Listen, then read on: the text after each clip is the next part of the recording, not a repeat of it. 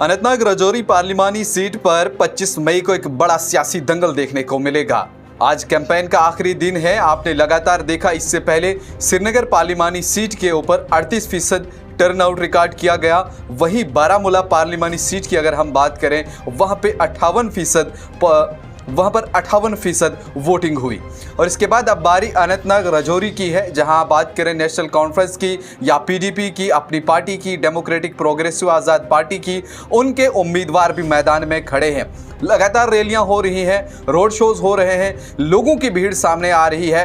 किस तरह अब इन 22 उम्मीदवारों की किस्मत का फैसला होगा वो तो 4 जून को पता चलेगा। लेकिन जिस तरह से अभी तक देखा गया, बाकी जितने मरहलावार इंतखाबात चल रहे हैं, लेकिन आखिरी मरहले में जहां आज अनंतनाग राजौरी के लिए 25 मई को वोटिंग होगी, किस तरह से होगी, इस पूरी सीट के ऊपर किस तरह से लड़ा गया और किस तरह से अनंतनाग राजौरी को शामिल किया गया, आइए आपको दिखाते हैं ये पूरी रिपोर्ट। जम्मू कश्मीर की 5 में से 4 पार्लिमानी नशिस्तों पर पोलिंग पुरअमन तरीके से खत्म हो गई है। अब तवज्जो अनंतनाग राजौरी हलके की तरफ दी जा रही है।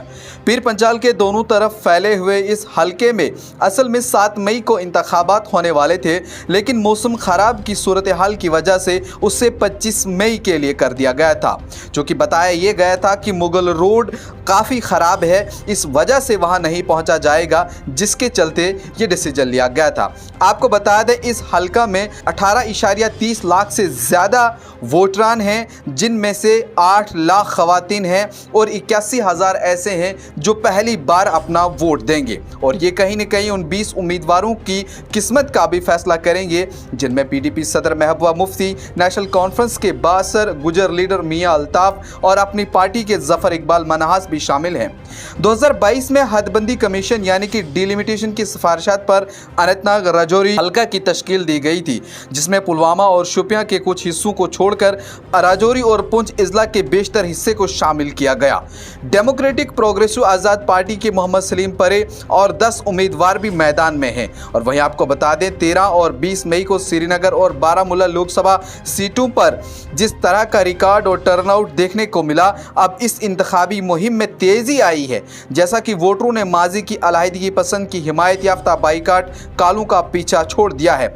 श्रीनगर के हलके में तकरीबन 38% पोलिंग रिकॉर्ड की गई थी। बारामूला में 58.17% वोटरों का टर्नआउट देखा गया था, जो कि गुज़श्ता 3 दहाइयों में दूसरी सबसे ज़्यादा शरह है। वहीं जम्मू सूबे का उधमपुर लोकसभा हलका मरकज़ के ज़ेरे इंतज़ाम इलाके में पहला हलका था, जिसने 19 अप्रैल को इंतखाबात में हिस्सा लिया था। और वहीं आर्टिकल 370 की मनसूखी के बाद यूनियन के ज़ेरे इंतज़ाम इलाके में पहली बड़ी इंतखाबी लड़ाई में 68% टर्नआउट दर्ज किया था। दूसरे मरहले में जम्मू पार्लिमानी हलका में 26 अप्रैल को पोलिंग हुई थी, जहां 69.1% वोट डाले गए थे, जो इस इलेक्शन में जम्मू कश्मीर में अब तक की सबसे ज़्यादा शरह है। 18 असेंबली हलकों में फैले हुए ज़िला अनंतनाग में 7, राजौरी में 4, कुलगाम और पुंछ में 3 और शोपियां में 1 हलका शामिल है। हलके में कुल 2338 पोलिंग स्टेशन कायम किए गए हैं, जिनमें से 2113 दही और 225 शहरी इलाकों में हैं। इंतखाबी मुहिम यानी आज शाम को ख़त्म होने वाली है, जिसे हम कैंपेन भी कहते हैं। पोलिंग वाले इजला में सख्त तरीन हिफाजत के इंतजाम किए गए हैं और वहीं ने चप्पे चप्पे पे पुलिस और सीआरपीएफ की तैनाती भी की गई है।